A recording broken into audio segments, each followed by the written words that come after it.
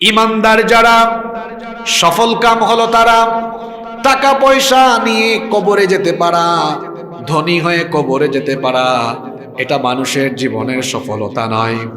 ক্ষমতাওয়ালা হয়ে কবরে যেতে পারা, এটাও মানুষের জীবনের সফলতা নয়। তাহলে সফলতা কোথায়? আল্লাহ তাআলা কোরআনে কারীমের 23 নম্বর সূরা সূরাতুল মুমিনুনের প্রথম আয়াতে বললেন, কদ আফলাহাল মুমিনুন, অবশ্যই সফল কাম তারা, ঈমান এনেছে যারা, সফল কাম হলো তারা। অন্য আয়াতে আল্লাহ বলেছেন, ফামান যুহজিহা আনিন নারি ওয়া উদখিলাল জান্নাতা ফাকাদ ফাজ। যাদেরকে কিয়ামতের দিন জাহান্নামের আগুন থেকে বাঁচিয়ে জান্নাতে দেওয়া হবে, তারাই হচ্ছে সফল কাম। আর জান্নাতে যাওয়ার জন্য ঈমানের দরকার আছে না? জোরে বলেন, ঈমানের দরকার আছে না নাই? ফার্স্ট কন্ডিশন হলো ঈমান লাগবে। আর ঈমানদার যারা, আল্লাহর প্রিয় হলো তারা। এখন আপনারা বলবেন, হুজুর প্রথম পয়েন্ট তো কমেন্ট পড়ে, আমার কমন পড়ে গেছে, আমরা তো আসলে ঈমানদার। ঈমান এত সহজ বিষয় নয়। তিনটি জিনিসের নাম হলো ঈমান। কথা যদি বুঝে থাকেন, সমস্বরে পুরুষোচিত কণ্ঠে জবাব দিয়ে বলেন, কয়টা জিনিসের নাম ঈমান? এক নাম্বার হলো আল ইকরার বিল লিসান, মুখ দিয়ে ঈমানের ঘোষণা দেওয়া, ঈমানের স্বীকারোক্তি দেওয়া। দুই নাম্বার হলো তাসদীক বিল জিনান, অন্তর দিয়ে সেটাকে দৃঢ়ভাবে ধারণ করা, বিশ্বাস করা। তিন নাম্বার হলো ওয়া আমালুম বিল আরকান, ঈমানের রুকনগুলো বাস্তব জীবনে আমল করে প্রতিফলিত করা। তাহলে বলেন তো, কয়টা জিনিসের নাম ঈমান? এখন আপনি বললেন, আল্লাহ আমি আপনার উপর ঈমান এনেছি, আপনার রাসূলের উপর ঈমান এনেছি। আল্লাহ আর রাসূলের উপর ঈমান আনার অর্থ হলো আপনার জীবনে আল্লাহর আইন মানবেন, আল্লাহ রাসূলের তরিকা মানবেন। কিন্তু আপনি মুখ দিয়ে ঘোষণা দেওয়ার পরে বাস্তবিক ক্ষেত্রে আপনি তার প্রতিফলন ঘটান কিনা, এটা প্রমাণ পাওয়া যাবে আপনার দৈনন্দিন কাজকর্মে, চলনে বলনে কথনে, উঠা বসা চলাফেরায় তার প্রমাণ হবে। মাগরিবের আজান হলো, আজান শুনে আমি নামাজে দাঁড়াতে পারলাম না, আমি আসলে ঈমানদার হতে পারলাম না। আমি ফসলের যাকাত দিলাম না, উশর আদায় করলাম না, আমি আল্লাহর হুকুম মানলাম না। আমি সুদ খেলাম, ঈমানদার হতে পারলাম না। ঘুষ খেলাম, ঈমানদার হতে পারলাম না। আমি বেপরদা চলাফেরা করলাম, আমি ঈমানদার হতে পারলাম না। আমি আমার বাবার সঙ্গে বেয়াদবি করলাম, ঈমানদার হতে পারলাম না। এমনি করে প্রাত্যহিক জীবনের 24টা ঘন্টা আল্লাহর নাফরমানি করে, আল্লাহর হুকুমগুলো লঙ্ঘন করে যেই ব্যক্তি মৌখিকভাবে ঈমানের ঘোষণা দেয়, সে হলো মুখ দিয়ে দাবি করা মৌখিক ঈমানদার, কিন্তু বাস্তবিক অর্থে সে হলো ঈমানের নামধারী টাটকা মুনাফিক। ঈমান মুখে মুখে দাবি করার বিষয় নয়। আপনি রাসূলকে ভালোবাসেন, আপনার 3.5 হাত বডির ভেতরে তো রাসূলের আনুগত্যের, অনুসরণের কোনো নজির দেখা যায় না। আপনার প্যান্ট টাকনুর নিচে, আপনার লুঙ্গি টাকনুর নিচে, আমার রাসূল তো টাকনুর নিচে পড়েন নাই। আপনার টাকনুর নিচে কেন? মৌখিকভাবে ঈমানের ঘোষণা দিয়েছেন, আপনার চেহারা সুরতে এখনো ঈমানের দৃশ্য ফুটে ওঠেনি। আপনার অর্থনৈতিক সেক্টর সুদ ঘুষে ভরা, 2 নাম্বারিতে ভরা, তার মানে অর্থনৈতিক সেক্টরে আল্লাহর বিধান আর রাসূলের তরিকা আপনি গ্রহণ করতে পারেন। আপনার ব্যক্তি, পরিবার, সমাজ, রাষ্ট্রের সকল জায়গায় আল্লাহ আর রাসূলের দেখানো পথ যদি আপনি অনুসরণ করতে না পারেন, আপনি মুখ দিয়ে দাবি করা ঈমানদার, কিন্তু আদৌ আপনি বাস্তবিক পক্ষে ঈমানদার হতে পারেন? মুখ দিয়ে ঈমানের ঘোষণা দিয়ে বাস্তব জীবনে যারা ঈমানের দাবি পূরণ করে না, কোরআন এদেরকে বলেছে মুনাফিক। জোরে বলেন, কোরআন এদেরকে কি বলেছে? মুনাফিক বলেছে। কেউ যদি বলে, হুজুর আমি মুনাফিক দেখবো, কোথায় যাব? প্রশ্নটা বড় সাংঘাতিক। কেউ যদি বলে হিন্দু দেখবো, কোথায় যাব? বেশি বেশি হিন্দু দেখবো। আপনি যদি আমাদের প্রতিবেশী দেশ ভারতে যান, সেখানে হিন্দু কম না বেশি? আরো জোরে বলেন, কম না বেশি? কেউ যদি বলে হুজুর আমি অনেক খ্রিস্টান দেখব, তো ইংল্যান্ড আমেরিকায় চলে যান, সেখানে আছে। কেউ যদি বলে আমি প্রচুর পরিমাণ বৌদ্ধ দেখব, চীনে যান, মিয়ানমারে যান। কেউ যদি বলে শুধু ইহুদি দেখব, তাহলে অসভ্য এবং জারজ রাষ্ট্র ইসরায়েলে যান। কেউ যদি বলে হুজুর আমি মুনাফিক দেখব, কোন দেশে যাব? না গো ভাই, বাংলাদেশে যাওয়া লাগবে না, আল্লাহ তাআলা ভালো জানেন। আমি শুধু বলছি এই প্যান্ডেলের ভেতরেও ইমানের লেবাসধারী মুনাফিক থেকে যেতে পারে। আমি জানি না, হয়তো আমার ভেতরেও সেটা থাকতে পারে, কারণ মুনাফিকের আলাদা কোনো দেশ নাই।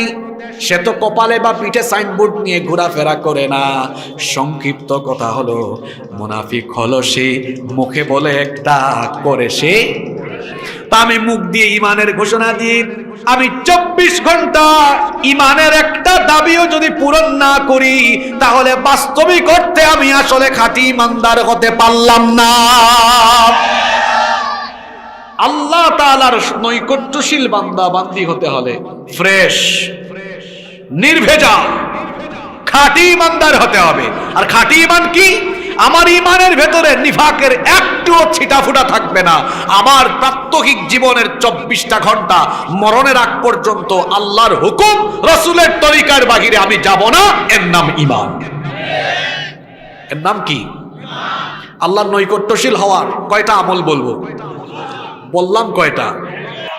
কি বললাম? এটার নাম কি? জোরে বলেন।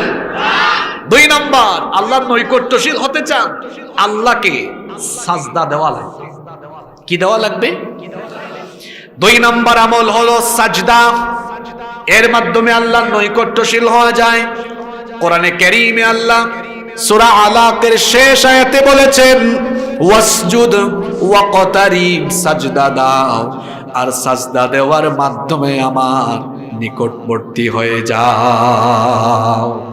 আপনি যেন সাজদা দিয়ে আল্লাহর নৈকট্যশীল বান্দা হতে পারেন।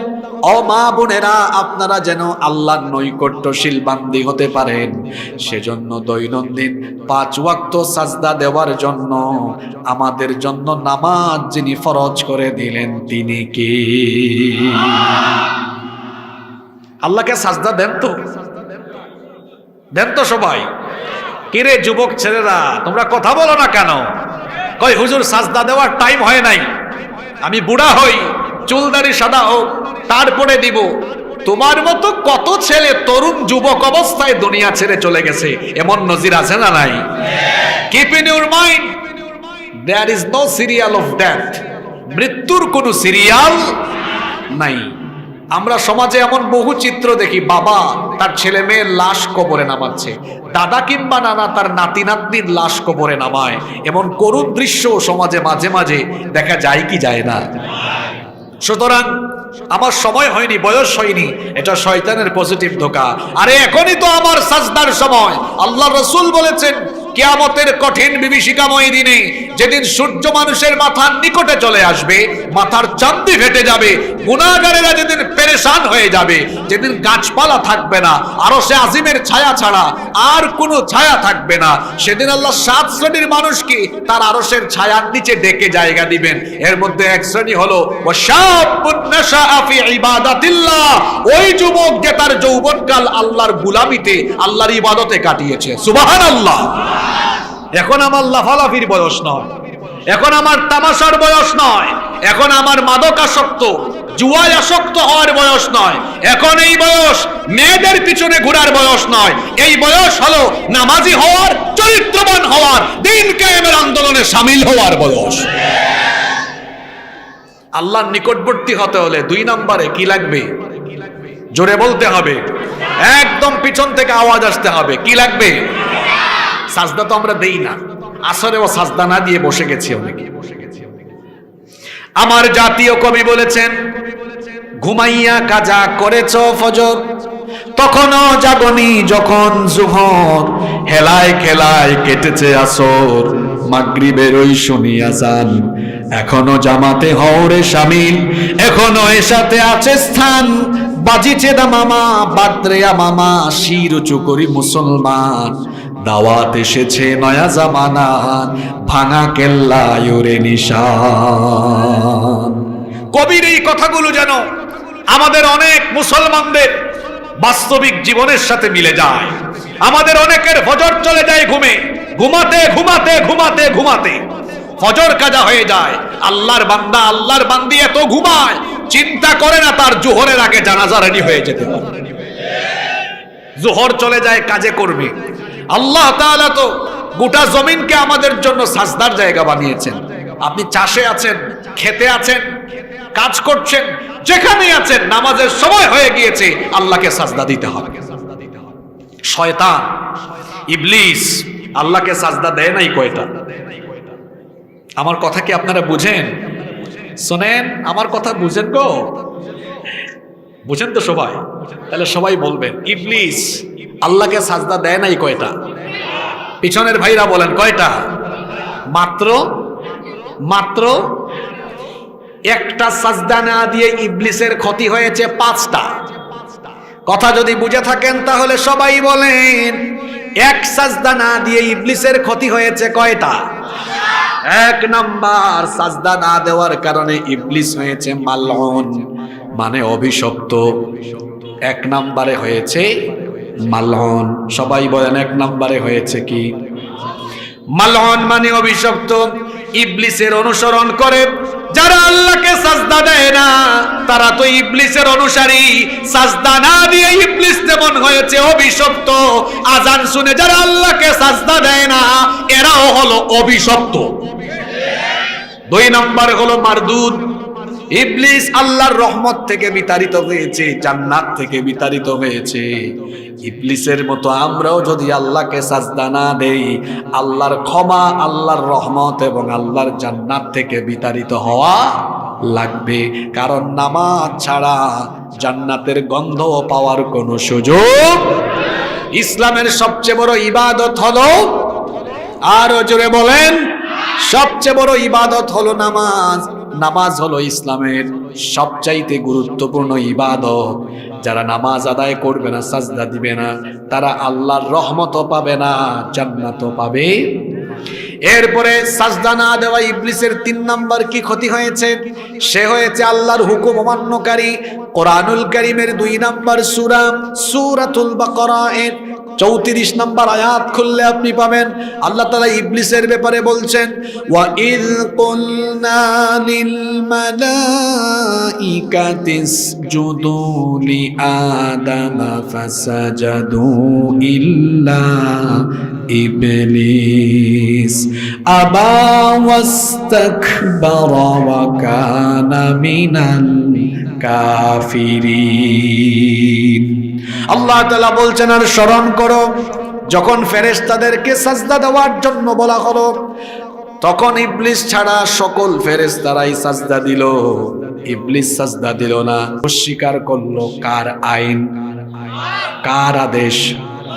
তাহলে ইবলিস আল্লাহর আদেশ অমান্য করলো, সে হলো আল্লাহর আদেশ অমান্যকারী। যারা আজান শুনে ফজর, জোহর, আসর, মাগরিব, এশা কোন নামাজে যায় না, এরাও হলো আল্লাহর আদেশ অমান্যকারী। 4 নম্বরে ওয়াস্তাকবার, ইবলিস আল্লাহর আদেশ অমান্য করে সাজদা না দিয়ে হয়েছে অহংকারী। যারা আজান শুনে নামাজে সাজদা দেয় না, এরা হলো আসমানের নিচে জমিনের উপরে সবচেয়ে বড় অহংকারী। আর নামাজে যারা যায়, আল্লাহকে যারা সাজদা দেয়, তারাও, তাদের মধ্যে কোনো অহংকার আর থাকে? অহংকার থাকে? কেমনে দাঁড়ায় শোনেন, টাকা না মারতে। আহারে, অহংকার কিভাবে রিমুভ হয়ে যায়? যখনই নামাজ শুরু করে, স্টার্টিংটা হয় কিভাবে? নামাজের শুরুটাই হয় আসামির মতো, গুলামের মতো। আমি যে অহংকার আর আমার ভিতরে নাই প্রমাণ হয়ে যায় যখন এই 2 হাত কাঁধ বা কান পর্যন্ত তুলে যখন বলে আল্লাহু আকবার, এই যে হাতটা কাঁধ বা কান পর্যন্ত তুলে এই দৃশ্য দেখলে কি মনে হয়? মনে হয় যেন বান্দা আসামি হয়ে গুলামের মতো তার মাবুদের সামনে দাঁড়িয়েছে। আল্লাহু আকবার। দাঁড়ায় কিরকম? এরকম মাথা উঁচু করে দাঁড়ায়। নামাজে গুলাম তো গুলামের মতোই দাঁড়ায়। ওয়াকুমু লিল্লাহি কানিতিন, আল্লাহ বলেছেন তুই বিনয়ী হয়ে দাঁড়া, তুই আমার গুলাম, তুই গুলামের মতো দাঁড়া। এজন্য নামাজে আমরা যখন দাঁড়াই, মাথাটা নত করে দিয়ে গুলাম তার মালিকের সামনে দাঁড়িয়ে থাকে। আল্লাহু আকবার। এরপরে অহংকার যাচ্ছে কেমনে শুনেন। ইমাম সাহেব বললেন, আল্লাহু আকবার। রুকুতে যখন গেলাম আমার উঁচু মাথা এটা নিচু হয়ে গেল, মাথাটা নিচু করে দিয়ে আমি যে গোলামের মতো আল্লাহর সামনে নত হয়ে থাকলাম। আল্লাহ বলেন রাখ, তোর অহংকার আমি ভালো করে দূর করে দিব। সামি আল্লাহু লিমান হামিদা বলে যখন দাঁড়ালাম, এরপরে আল্লাহু আকবার বলে যখন সাজদায় গেলাম, প্রধানমন্ত্রী, প্রেসিডেন্ট, এমপি, মন্ত্রী, মেয়র, চেয়ারম্যান, মেম্বার, টাকাওয়ালা, কুলিওয়ালা, ঠেলাওয়ালা, রিক্সাওয়ালা, মেথর, ইতর সবাই তখন মাথাটা নত করে দিয়ে কপাল আর নাক আল্লাহর কুদরতি চরণে যখন ঠেলে দেয়। মসজিদে এই সাজদার দৃশ্য দেখলে বুঝাই যায় অহংকার কারো মাঝেই নাই, সবাই তখন গুলামের দৃশ্য সেখানে ফুটে উঠে। সুবহানাল্লাহ। আজান হওয়ার পরে যারা নামাজে যায় না, এত অহংকারী, এই অহংকার সে যার সাথে করেছে তিনি কি? ইবলিস আল্লাহকে সাজদা না দিয়ে হয়েছে অহংকারী। আমাদের মতো যারা আছে আজান হলে নামাজে যায় না, তারাও হলো ইবলিসের মতো অহংকারী। 5 নাম্বার, ওয়াকানা মিনাল কাফিরিন, ইবলিস হয়ে গিয়েছে কাফিরদের একজন। নামাজ আমরা আদায় যদি না করি আমাদেরও কুফরি হয়ে যাবে। অনেকে আছে বলে হুজুর আমি তো ব্যস্ত মানুষ, নামাজ ঠিক মতো আদায় করতে পারি না, কিন্তু আমার ঈমান ঠিক আছে, আমি ঈমানদার। ওগো ভাই, আপনার ঈমান থাকলে না ঈমান ঠিক থাকবে, ঈমানই তো নাই, এটা ঠিক থাকে কেমনে? কারণ আল্লাহর হাবিব বলেছেন যার মধ্যে নামাজ নাই তার মধ্যে ঈমান। নবীজি বলেছেন মান তারাকাস সালাতা মুতাআম্মিদান ফাকাদ কাফারা জিহারান, যে ব্যক্তি ইচ্ছে করে নামাজ ছেড়ে দিল সে সরাসরি আল্লাহর সাথে কুফরি করলো।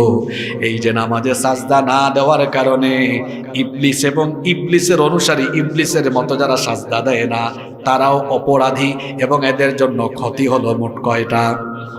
1 নাম্বার এরা হলো মালউন, অভিশপ্ত। 2 নাম্বার এরা হলো মারদুদ, আল্লাহর রহমত এবং জান্নাত থেকে বিতাড়িত। 3 নাম্বার এরা হলো অস্বীকারী, আল্লাহর আদেশ অমান্যকারী। 4 নাম্বার এরা হলো অহংকারী। 5 নাম্বারে এরা হলো আল্লাহর সাথে কুফরকারী, আল্লাহর সাথে কুফরকারী। এখন বলেন তো সাজদা না দিয়ে আমরা কি এই 5টা ক্ষতি চাই নাকি? আওয়াজ তো এত আস্তে হইল, এই ক্ষতিগুলা চান? জোরে বলেন চান? চান? তাহলে আজান হলে কোথায়? আজান হলে কোথায়? মসজিদে। এই মসজিদে গিয়ে নামাজ আদায়ে আমার লাভটা কি হবে? মুসলিম শরীফের হাদিস, আল্লাহর নবী বলেছেন আকরাবু মা ইয়াকুনুল আবদু মির রাব্বিহি ওয়া হুয়া সাজিদুন, বান্দা যখন নামাজে আল্লাহকে সাজদা দেয় তখন সে তার রবের একেবারে নিকটবর্তী হয়ে যায়।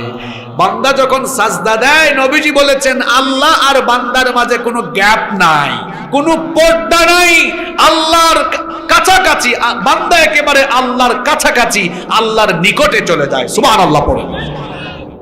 মাননীয় প্রধানমন্ত্রী অথবা মহামান্য রাষ্ট্রপতির কাছে আমরা সাধারণ মানুষ সব সময় কি যেতে পারবো?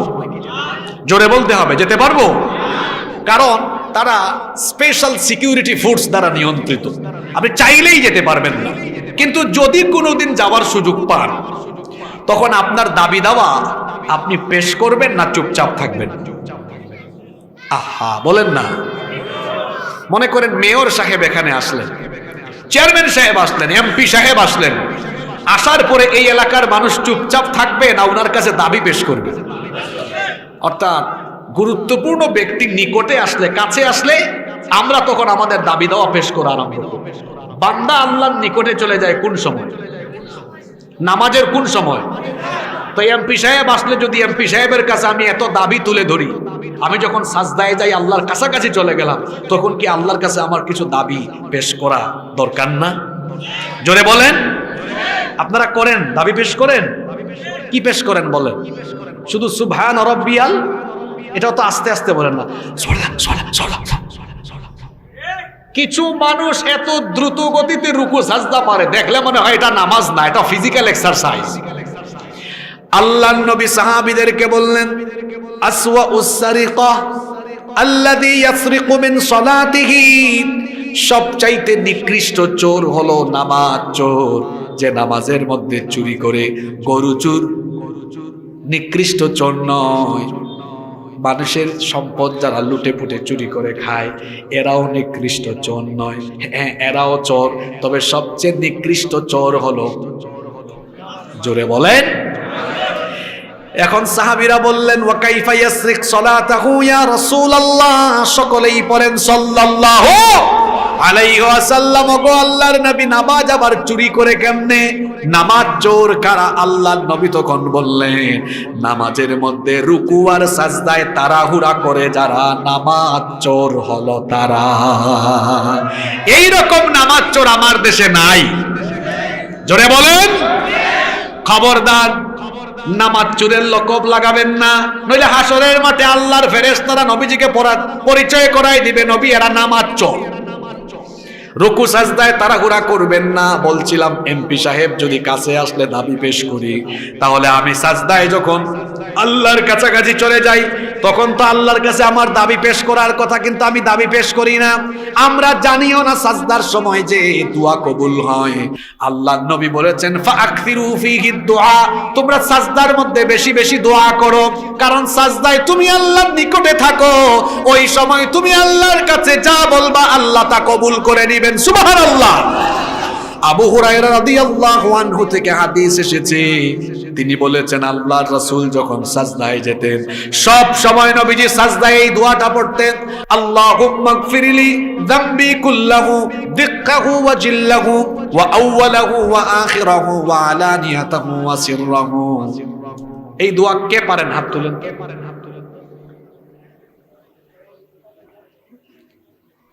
ঠিক আছে। আহা, বোঝা গেল আমার দেশে আমরা ওয়াজ শুনি আর ওয়াজ করতেছি বেশি, আমল খুব। জোরে বলেন। এই যে দোয়ার কথা বললাম এটা সাজদায় কে পড়তেন? জোরে বলেন, জোরে বলেন। কোন বড় হুজুর? কোন বড় হুজুর না, তাহলে কে? মুহাম্মাদুর রাসূলুল্লাহ সাল্লাল্লাহু। কেন পড়তেন? কারণ তখন আল্লাহ আমার নিকটে না, অনেক দূরে, আমার কাছাকাছি আল্লাহ, তখন বলা দরকার না? এত সুন্দর দোয়া। নবীজি বলেছেন সাজদায় দোয়া কবুল হয়, এজন্য আমি এই দোয়া করি। দোয়ার অর্থ শুনেন, এত সুন্দর দোয়া, আল্লাহুম্মা গফিরলি যামবি কুল্লাহু, হে আল্লাহ তুমি আমার সব গুনাহ মাফ করো, দিক্কাহু ওয়া জিল্লাহু, সেটা গোপন হোক বা প্রকাশ্য হোক, সেটা কম হোক বা বেশি হোক, দিক্কাহু ওয়া জিল্লাহু, কম বা বেশি হোক, আউওয়ালাহু ওয়া আখিরাহু, আমার গুনাহ প্রথম হোক বা শেষ হোক, ওয়া আলানিয়াতাহু ওয়া সিররাহু, গোপন হোক বা প্রকাশ্য হোক, সকল গুনাহগুলো তুমি মাফ করে দাও। এই দোয়াটা মুখস্থ করবেন। সকলের কাছে মোবাইল আছে না? গুগল শরীফে লিখবেন, বাংলায় লিখবেন, সার্চ করবেন সাজদায় নবীজির দোয়া। মা বোনরাও যারা শুনছেন আপনারা এই দোয়াটা করবেন। আল্লাহ আমাদেরকে তৌফিক দান করেন। তাহলে আল্লাহর নৈকট্যশীল হওয়ার জন্য 2 নম্বরে কি লাগবে? জোরে বলতে হবে। আওয়াজ যেন শরীফার মতো না হয়, শরীফের মতো আওয়াজ হবে। শরীফ শরীফা বুঝেন তো আপনারা? শরীফ শরীফার কারণে ঘটনা তো একটা ঘটছে। ঘটনাটা কি বলবো? এখন স্কুলে কলেজে, স্কুল কলেজের চাইতে মাদ্রাসায় ছাত্রছাত্রী বাড়তেছে, কম না বেশি? জোরে বলতে হবে। এজন্য বলা হচ্ছে গ্রামে গ্রামে, পাড়ায় পাড়ায়, মহল্লায় মহল্লায়, নগরে বন্দরে, পৌর শহরে যেভাবে ব্যাঙের ছাতার মতো নুরানি মাদ্রাসা, হাফেজি মাদ্রাসা আর বিভিন্ন ধরনের মাদ্রাসা বাড়তেছে, এগুলো নিয়ন্ত্রণ করা দরকার, বন্ধ করা দরকার। কারণ এগুলোর কারণে স্কুলে কলেজে আমাদের শিক্ষার্থী কমে যাচ্ছে। মানে অবস্থাটা হলো এমন, মাথা ব্যথা হওয়ার কারণে ঔষধ গ্রহণ না করে মাথা কেটে ফেলার মতো অবস্থা। আমার কথা কি বুঝতে আপনাদের কষ্ট হয় না সহজে বুঝেন? আমি যে কথাটা বললাম গত 2-3 দিন ধরে, এই কথাগুলো বাংলাদেশে এক শ্রেণীর মানুষ বলতেছে না বলতেছে না? আপনাদেরকে বলছি, স্কুল কলেজে শিক্ষার্থী কমে গিয়ে মাদ্রাসায় বাড়ছে কেন সেটা ভালো করে শুনেন।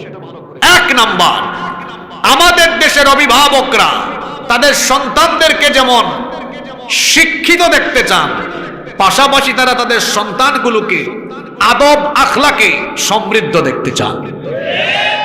আমার দেশের গার্ডিয়ানরা দেখছেন স্কুল কলেজের চাইতে মাদ্রাসায় আদব আখলাক শেখানো হয় কম না বেশি?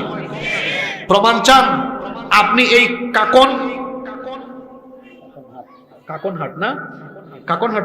কাকনহাটের স্কুলের সামনে দিয়ে যাবেন, যে কোনো স্কুলের সামনে, কয়টা সালাম পান আপনি দেখবেন। আর একটা মাদ্রাসার সামনে দিয়ে যান, কয়টা সালাম পান আপনি দেখবেন। সালাম কোথায় পাওয়া যাবে বেশি? জোরে বলেন।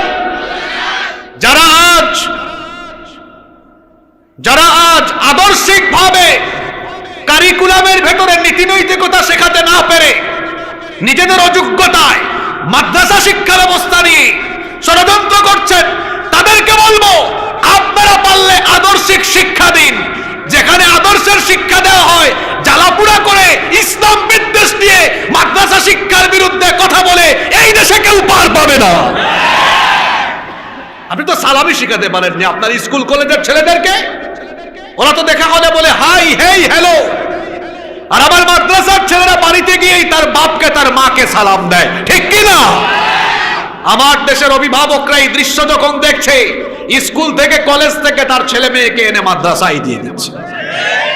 আপনারা বলছেন মাদ্রাসায় বাড়ছে কেন? আমি ব্যাখ্যা করে দিচ্ছি বাড়তেছে কেন।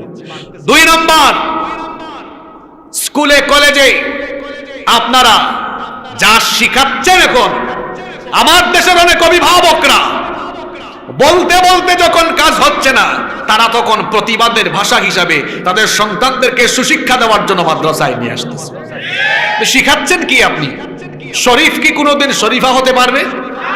জোরে বলেন। মজিদ কি কোনোদিন মাজেদা হতে পারবে?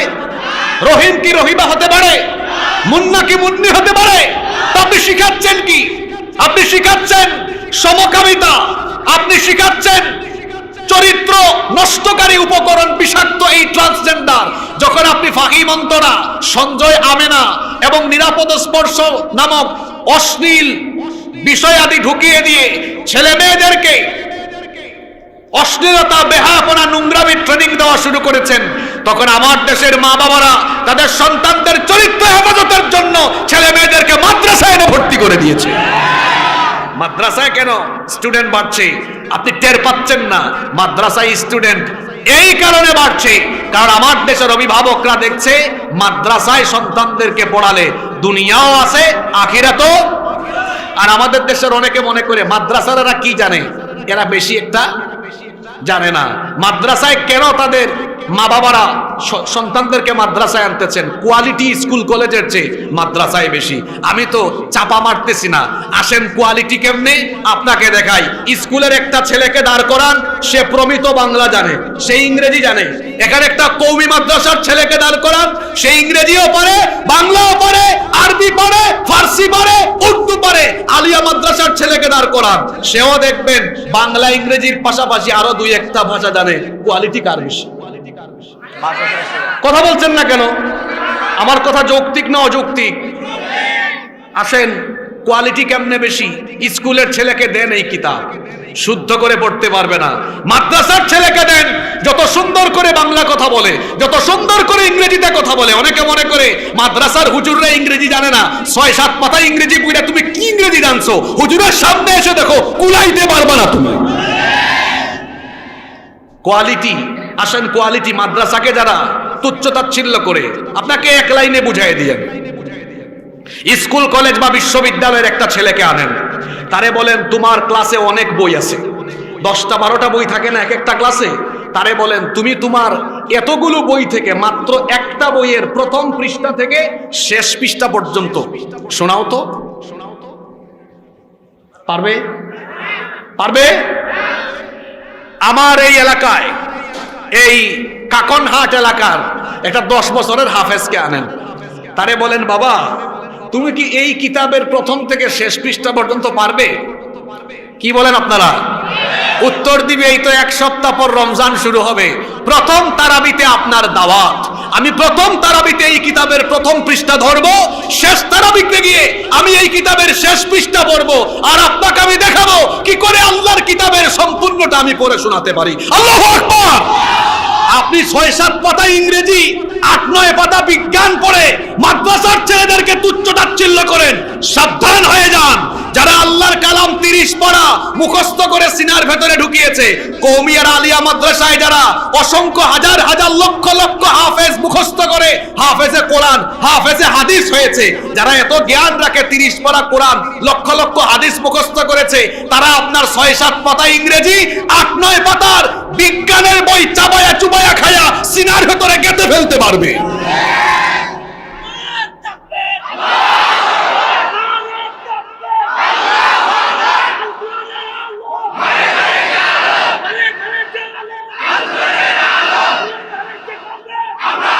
আমার কথাগুলো কি আবেগী কথা?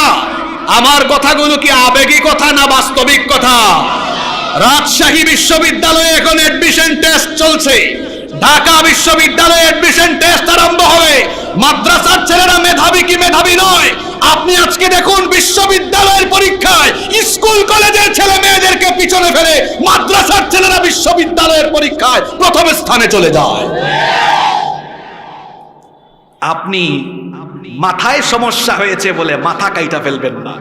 মানে আপনার স্কুল কলেজে ছাত্রছাত্রী কমেছে বলে মাদ্রাসা বন্ধ করতে যাইয়েন না, বরং আপনি মাদ্রাসার হুজুরদের কাছে যান যে আপনারা কি এমন পড়ান, এখানে এত ছাত্র বাড়ে।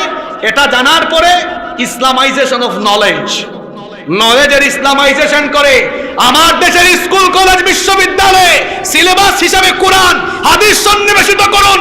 তাহলে স্কুল কলেজ বিশ্ববিদ্যালয় থেকে পড়াশোনা শেষ করে টেন্ডারবাজ, চাঁদাবাজ, সন্ত্রাস, লুটেরা বের হবে না, আল্লাহর ওলি বের হবে। আমার দেশে মাঝে মাঝে মসজিদে জুতা চুরি হয়। যে মসজিদে জুতা চুরি করে তাকে আমরা জুতা চোর বলি। যে ব্যক্তি জুতা চুরি করে সে হচ্ছে অল্প শিক্ষিত, অশিক্ষিত বা অর্ধশিক্ষিত। অনেক পড়াশোনা শেষ করে বড় অফিসের বড় চেয়ার টেবিলে বসেও কিছু কিছু লোক কলমের খোঁচায় চুরি করে। এমন সোনার মানুষ আমার দেশে নাই তো। তাকেও আমরা চোর বলি, তবে তার বিশেষণ হলো শিক্ষিত চোর। এখন আমার সমাজ আর রাষ্ট্রের জন্য হুমকি বা ভয়াবহ বিপজ্জনক কারা? জুতা চোর না শিক্ষিত চোর? এই শিক্ষিত চোর শিক্ষিত হয়েও চুরি করে কেন? আপনি তার একাডেমিক ব্যাকগ্রাউন্ড দেখেন, তার শিক্ষা জীবনে বাংলা, ইংরেজি, গণিত, ইতিহাস, পৌরনীতি, অর্থনীতি, ভূগোল, সমাজ বিজ্ঞান, অ্যাকাউন্টিং, ম্যানেজমেন্ট, শিল্প সংস্কৃতি, প্রযুক্তি বিজ্ঞান, ফিজিক্স, কেমিস্ট্রি, বায়োলজি সব পড়েছে। তার সিলেবাসে কোরআন ছিল না, হাদিস ছিল না, আল্লাহর ভয় আখিরাতের ভয় অন্তরে আসার জন্য ইসলামী কোনো সিলেবাস তার গোটা কারিকুলামে ছিল না। তাহলে প্রমাণ হলো কোরআন হাদিস আর ইসলামী শিক্ষা বিবর্জিত শিক্ষা ব্যবস্থা দিয়ে শিক্ষিত বানানো যায়। তবে বেশিরভাগ ক্ষেত্রে এরা শিক্ষিত চোর, শিক্ষিত ডাকাত, শিক্ষিত সন্ত্রাস, শিক্ষিত লুচ্চা, শিক্ষিত বদমাশ হয়। কোরআন হাদিস এবং ইসলামী শিক্ষা ছাড়া আপনি কখনো চরিত্রবান দেশপ্রেমিক নাগরিক তৈরি করতে পারবেন? আপনারা অনেকে আছেন আলেমদেরকে দেখলেই মৌলবাদী, জঙ্গিবাদী বলে গালি দেন, অথচ এই দেশে আলেম উলামারা হচ্ছেন সবচাইতে বেশি দেশপ্রেমিক। যে দেশপ্রেমিক সে কি দেশের টাকা লুটপাট করে, চুরি করে, ডাকাতি করে? এদেশের একজন আলেম ডাকাতি করেছে, চুরি করেছে, মানুষের টাকা, জনগণের টাকা নিয়ে বিদেশে বেগম পাড়ায় বাড়ি বানিয়েছে, বিদেশে কিছু করেছে, একটা প্রমাণ দেখাতে পারবেন? করেছে কারা? আলেমদেরকে, হুজুরদেরকে মৌলবাদী, জঙ্গিবাদী গালিগালাজ করে যারা, তাদের খোঁজ খবর নিয়ে দেখেন বিদেশে টাকা পয়সা পাচার করে বেগম পাড়ায় বাড়ি বানিয়েছে তারা। আমার কথাগুলো রাজনৈতিক নয়, আমার কথাগুলো হচ্ছে দিন ভিত্তিক এবং বাস্তবিক কথা। আমি বলছি শিক্ষার কথা। আপনার শিক্ষার ভেতরে ইসলাম না থাকলে এই জাতি কোনোদিনও পরিবর্তন হবে।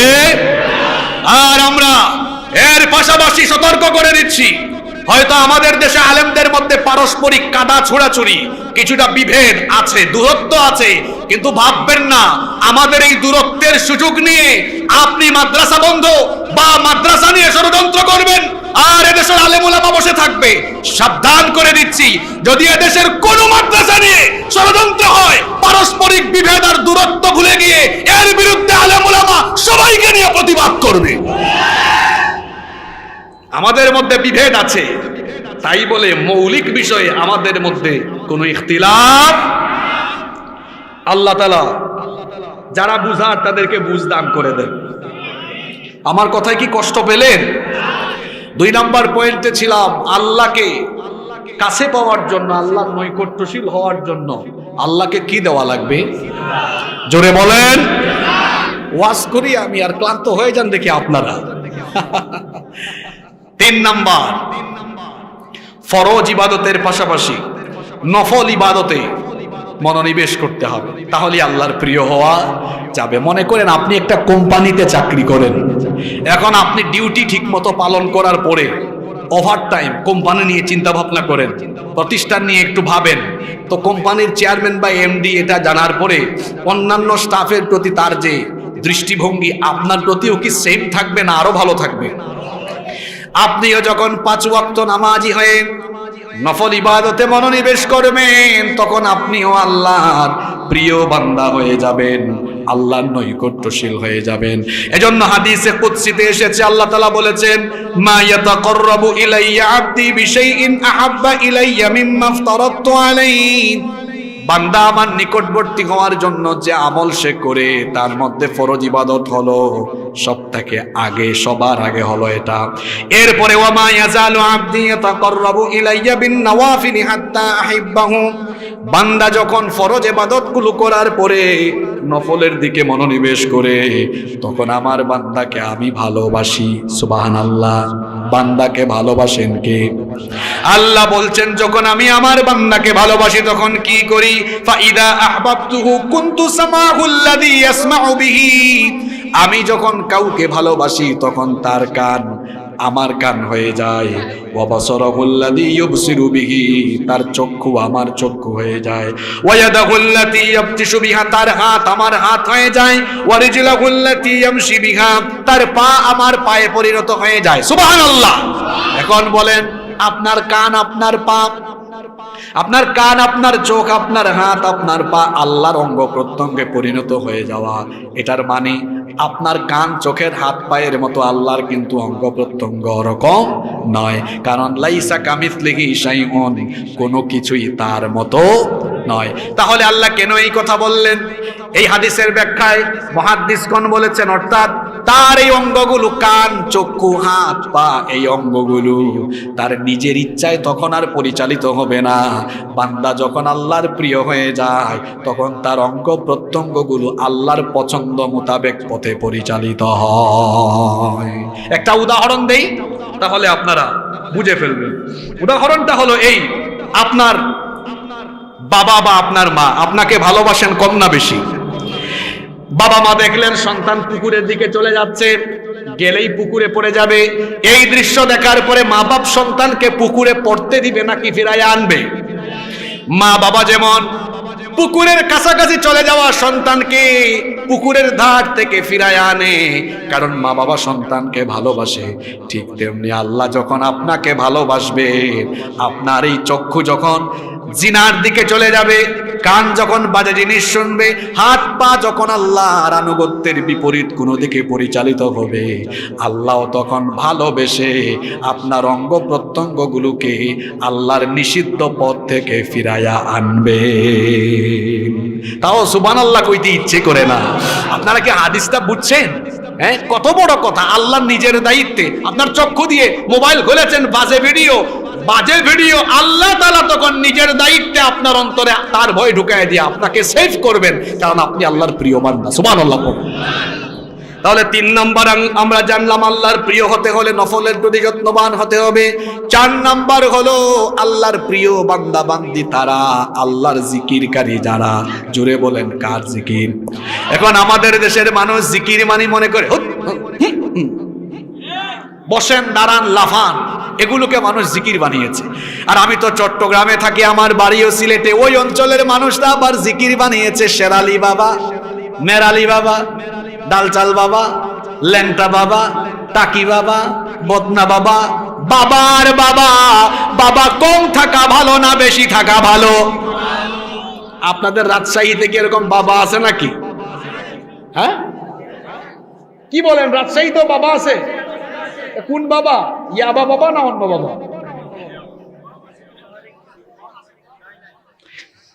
এরকম বাবার জিকির নয়, আল্লাহর প্রিয় হতে হলে আল্লাহর জিকির লাগবে। আর আল্লাহর জিকির করলে আল্লাহ আপনার জিকির করবেন। সুবহানাল্লাহ। আল্লাহ তাআলা কোরআনে কারীমে বলেছেন, ফাযকুরুনি আযকুরুকুম ওয়াশকুরুলি ওয়ালা তাকফুরুন।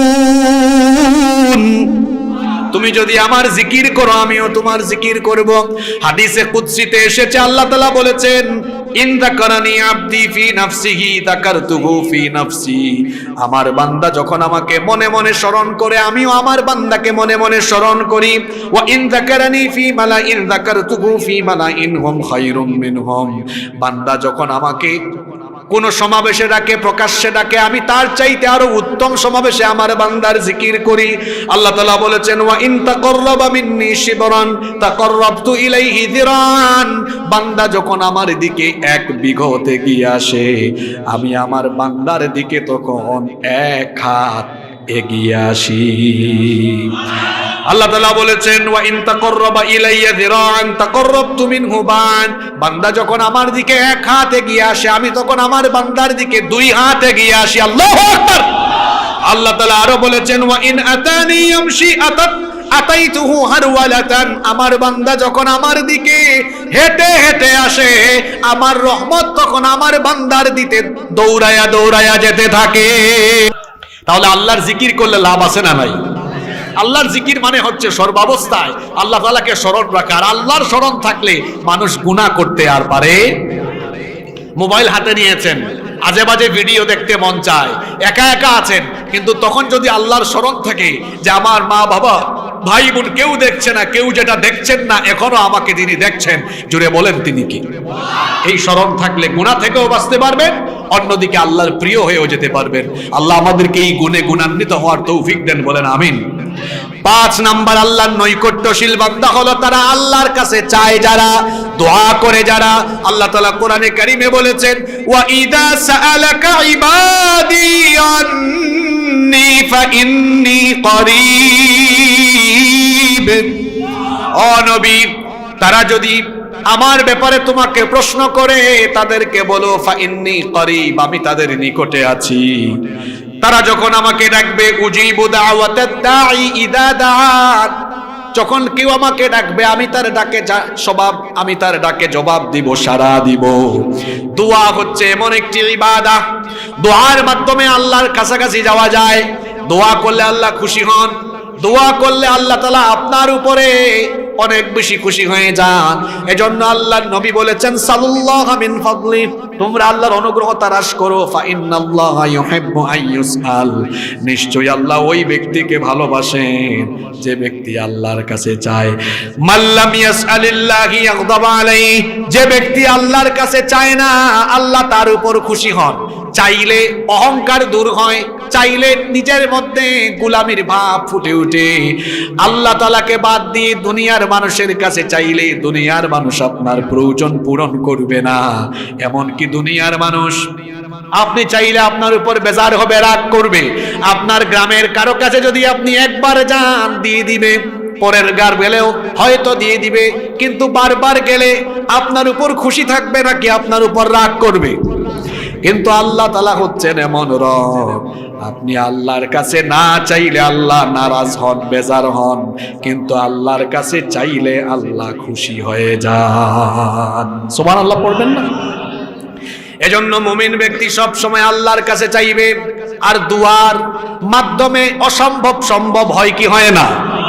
শোনেন মা বোনরা, শোনেন, অনেকের সন্তান নাই, বিয়ে শাদী করার পরেও সন্তান হয় না।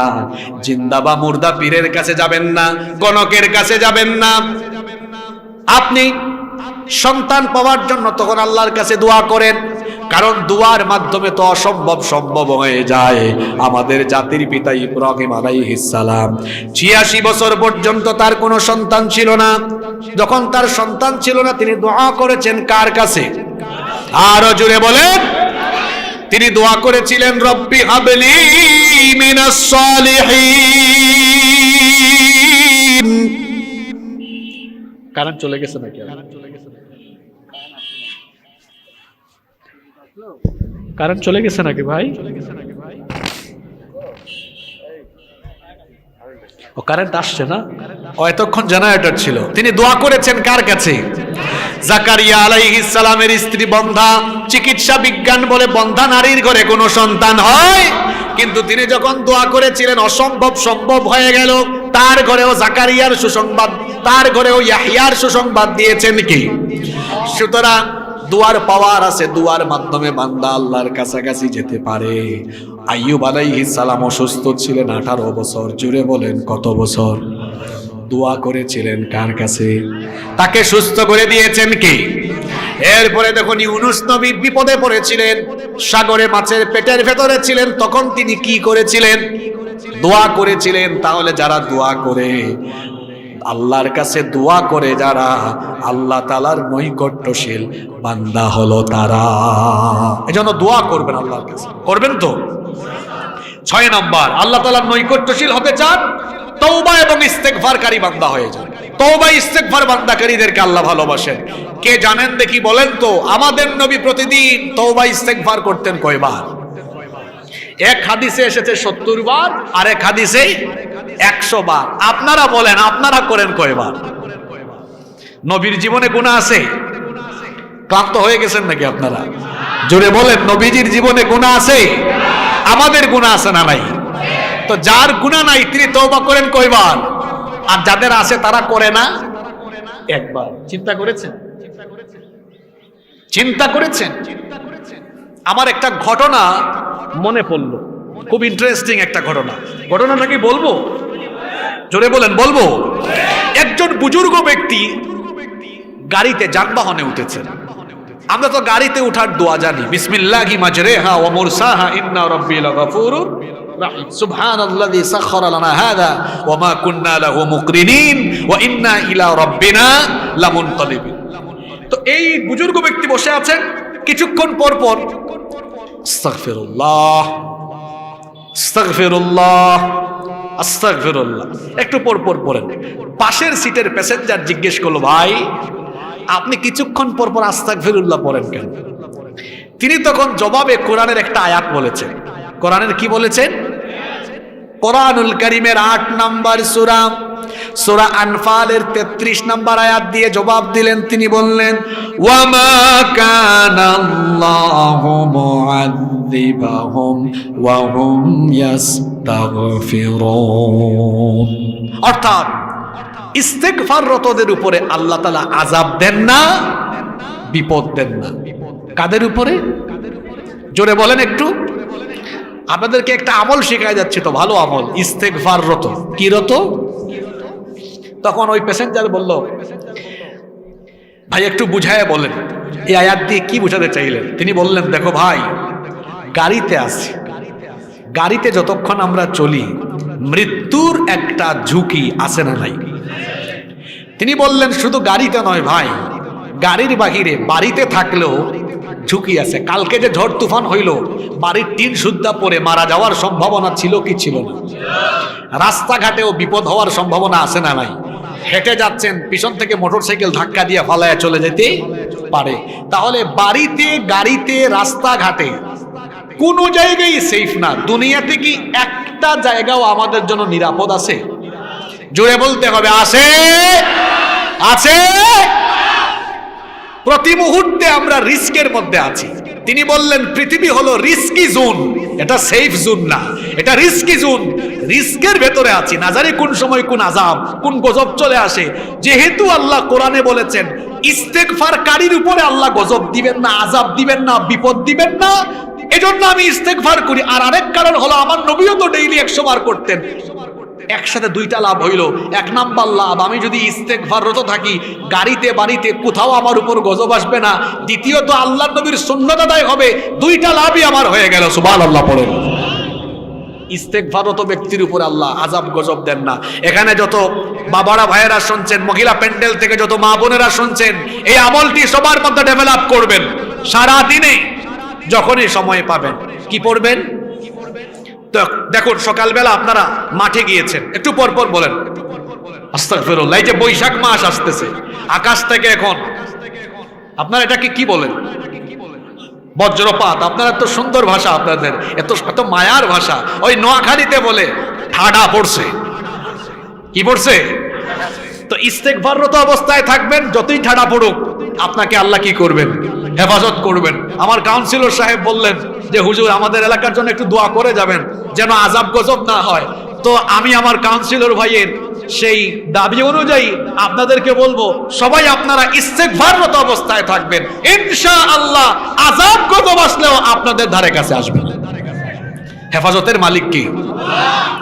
আর অন্যদিকে নবীর একটা সুন্নত আদায় হয়ে গেল।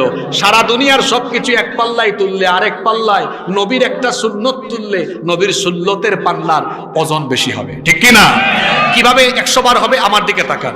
সকালবেলা কাজ করছেন, যাই করছেন, হাঁটতেছেন, আস্তাগফিরুল্লাহ আস্তাগফিরুল্লাহ মনে করেন সকাল 10টার আগে হয়ে গেছে 20 বার, দুপুরবেলা আরো 5 বার, বিকেল বেলা আরো 20-30 বার, সন্ধ্যাবেলা আরো 20-30 বার, রাতের বেলা আরো হয়ে গেল 20-30 বার, মোটামুটি যেন 100 ক্রস করে।